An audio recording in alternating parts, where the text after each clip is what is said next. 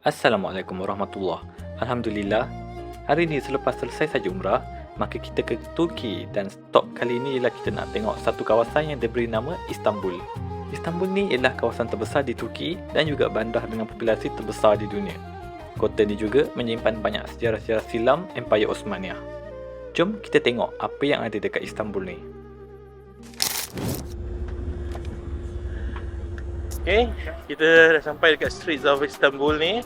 Kita akan pergi Topkapi dulu. Ni baru sekarang kita akan pergi Hagia Sophia dengan Blue Mosque. Jalan-jalan dekat street ni hati sikit lah. Kita akan bersilang-silang dengan trafik. Tengok macam ni kedai-kedai ni ambil. So nampak sekarang Hagia Sophia tengah banyak kerja-kerja repair. So kita terus move ke Topkapi Palace.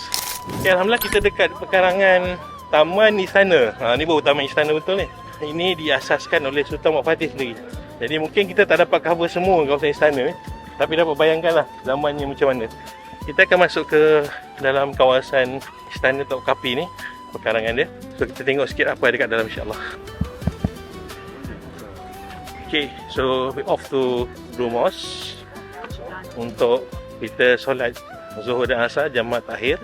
Baru kita masuk yang kita tunggu-tunggu ni, iaitu Hagia Sophia. Hagia Sophia ni pernah selepas Sultan Fatih ambil alih, dia dibuat sebagai masjid dan satu ketika terhenti masjid jadi muzium. Dan baru-baru ni, lebih kurang 2 tahun, 3 tahun lepas, pemerintah Turki telah tukarkan balik statusnya pada masjid. So, kita dekat dataran Sultanahmet ni. So saya nak pergi solat sekejap dengan jemaah KJDT Blue Mosque sebelah sana. Nampak dua-dua masjid ni tengah restoration lah. Ialah bangunan lama kan. InsyaAllah, wuduk tempat tradisional Osmaniyah. Ini kalau musim sejuk ni menggigil. So kita nak masuk solat dekat Blue Mosque. Tapi kawasan depan tu hanya orang solat je boleh masuk. Ini jom satu tempat. Okay. Lampu ni dulu adalah dia kena letak satu-satu tu. Lilin. Lilin satu-satu. Ni dia panggil tiang gajah tu. Oh ni ah. Tiang seri dari 4. Masya-Allah, subhanallah. Kita dalam Blue Mosque memang kagum lah tengok architecture dia. Ni kita panggil elephant pillar ni. Insya-Allah, tabarakallah. So kami nak solat jamak takhir insya-Allah.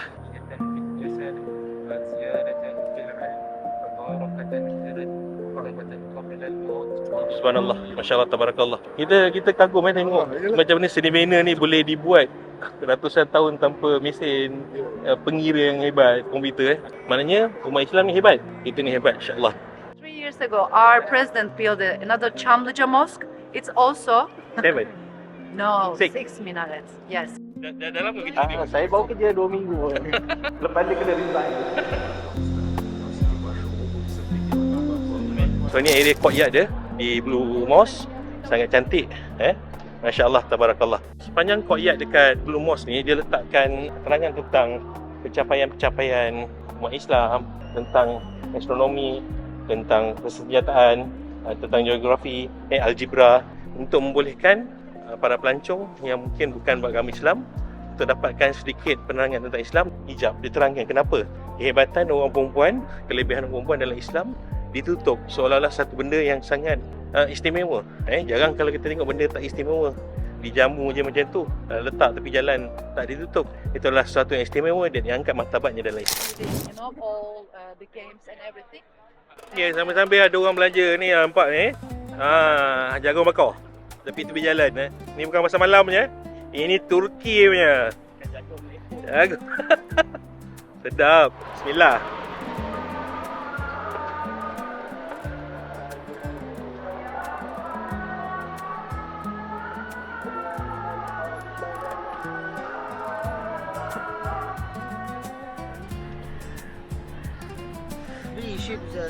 Sekarang dekat antara Blue Mosque dengan Hagia Sophia. Kita nak try catch up solat maghrib dekat sana, insya-Allah. Okey, alhamdulillah, insya-Allah sempat nak kejar solat maghrib di Hagia Sophia. Alhamdulillah, kita dah masuk Hagia Sophia untuk kita solat sekejap. Insya-Allah, tabarakallah. Kena Salimah. Cantik Tapi alhamdulillah subhanallah. Tengok dulu macam mana keadaan dia. Subhanallah.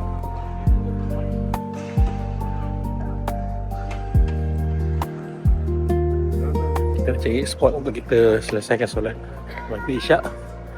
Jamak takdim insya-Allah. Ada imam ni. Di Imam Ayah Sofia tadi. Alhamdulillah dengan jemaah-jemaah KJT sampai juga hajat kita nak sampai ke bangunan yang luar biasa sangat ni. Masya-Allah tabarakallah. Kita dah dapat bawa jemaah masuk. Ayah Sofia, alhamdulillah. Ayah Sofia. Alhamdulillah dapat solat. Mudah-mudahan balik ni sembuh penyakitnya. Amin. Alhamdulillah. Alhamdulillah. Ni makanan tradisional sinilah, simbit ni. Maka itu akan memberikan apa? Kesan positif pada kita setiap pagi.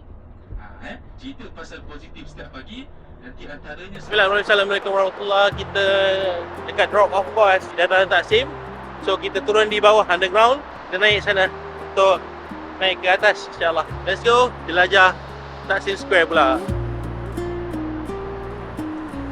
So okay, kita keluar daripada underpass tadi, tempat bas, terus ke tengah Dataran Taksim ni. So kita dekat tengah-tengah Dataran Taksim ni, dekat monument ni. Kita mungkin akan pergi sebelah sana kot, try to catch glimpse kat sebelah Galata Tower. So Dataran Taksim ni dia signifikan dengan orang Turki, tempat meraihkan kemenangan sebab Taksim tu sendiri maksudnya adalah delivery sebab dulu pernah ada krisis air, maka agihan air dibuat kat sini. Sekarang jadi tempat keramaian, tempat turis dan juga kalau ada protes pun kat sini juga.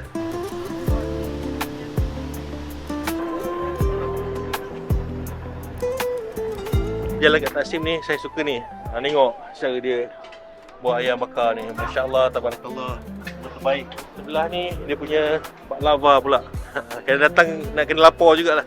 Ada banyak juga fashion jenama daripada Turki, antaranya yang saya suka Mavi lah.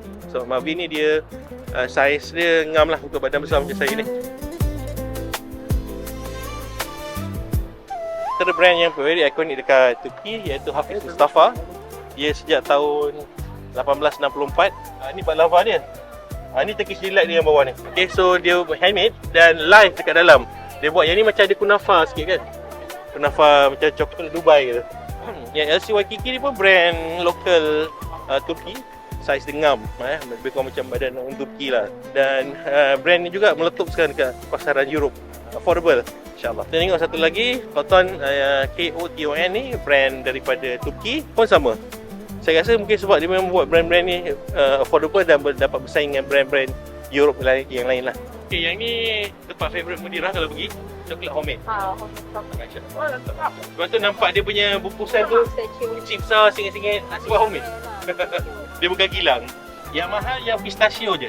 Pistachio $2.20. Pistachio. Yang lain tu plain, almond, semua harga sama. Pistachio. Beli coklat dekat sini macam sedap lah sebab dia homemade, rare. Tapi saya pun dia memang tak ada tulis bahasa Inggeris ke apa ke. So dulu artistically. Okey, madu ni kita boleh jumpa dekat Clock Tower pun ada. Cuma tak tahu pula dia asalnya daripada Turki dan agak expensive lah kalau kat Clock Tower tu.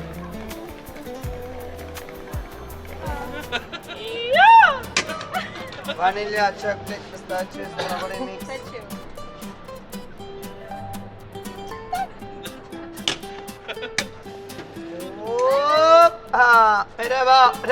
Bravo. Wido.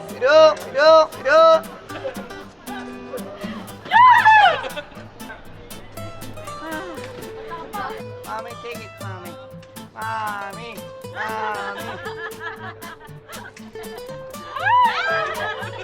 So kita test kat sini pula. Tu nampak nalar ruka punya. Nampak ni juicy-nya. Masya-Allah. Masya-Allah. Dia jual pakai gram rupanya yang sini. Okey, daging dengan ayam. So yang geram tengok dia punya saiz tu, masa naikkan tu jangan cubit-cubit je. Tengok dia beraksi ya. Beras. Okey. Okey. Foto $1, video $2.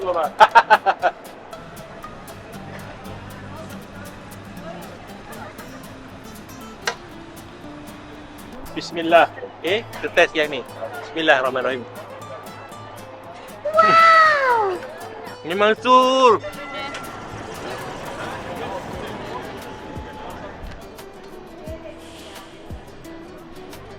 jalan-jalan jumpa Arabian Oat, kedai yang popular minyak wangi dekat Mekah pun ada dekat sini ni.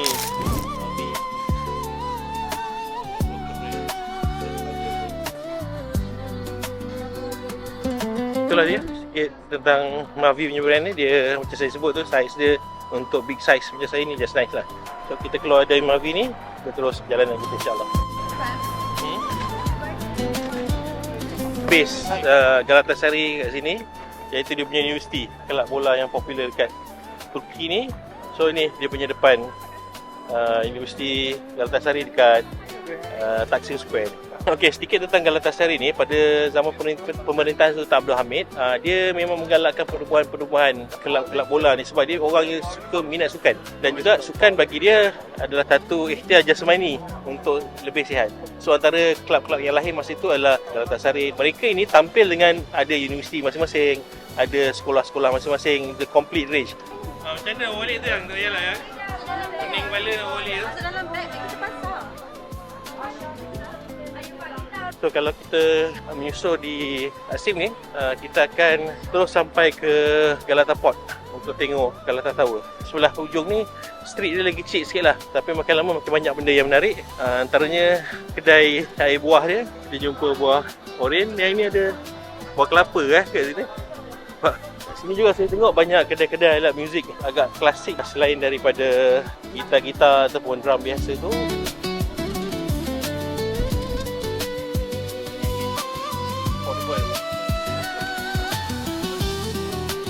Okey, dekat sinilah kalau kita tengok Galata Tower ni tempat yang mana Sultan Muhammad Fatih dia mengalihkan lebih kurang 50 kapal naik ke atas bukit, lalu belakang Galata Tower sebab nak bypass rantai yang besar dekat Selat Bosporus. Dan selepas strategi perang yang sangat hebat, iktiraf dalam sejarah perang dunia, tak pernah lagi ada strategi yang sehebat ini.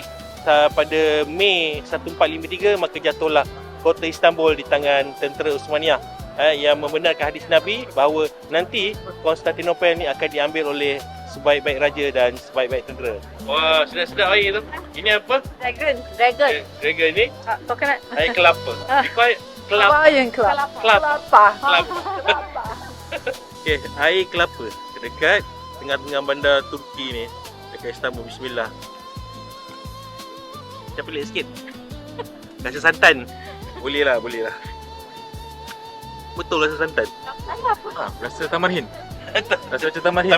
Taman Hind, insyaAllah. So kita dekat penghujung Istiqlal ni, tadi kita pergi tengok Galata Tower. So balik ni, dah tak larat, kita nak naik tram. Cuma menunggulah, katanya 40 minit. Separuh masa lah menunggu ni, insyaAllah.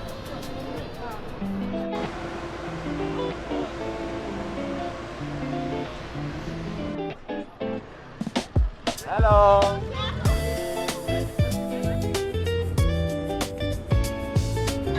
Okay, saya dalam kabin tram ni dekat Selat Street. Kita moving daripada Galata Port pergi ke Main Square. So tadi dah jalan lebih kurang 3 km lebih. So balik kita naik tram. Sekejap, okey naik tram. Best. First time. Belum ni tak dapat naik.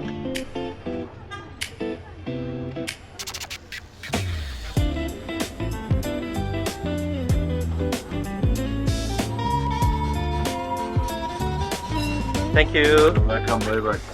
Settle lah kita punya perjalanan naik tram one way daripada Galata Port tadi naik ke atas. Sebab naik tram ni dia rasa vibe ni lah, vibe Europe ni lah. So boleh try, tak mahal, 27 lira lebihkan RM2.70 duit kita. Satu lagi tips kat Taksim ni, just follow je tram punya track ni, dan nanti kita akan sampai atas bawah sama saja, jadi tak sesat insyaAllah. Sebenarnya dataran Taksim ni okey je kalau nak pergi 1 jam setengah, tapi kalau nak betul-betul dia kena ada masa yang panjang sikit lah, mungkin 3-4 jam untuk slowly survey satu tempat.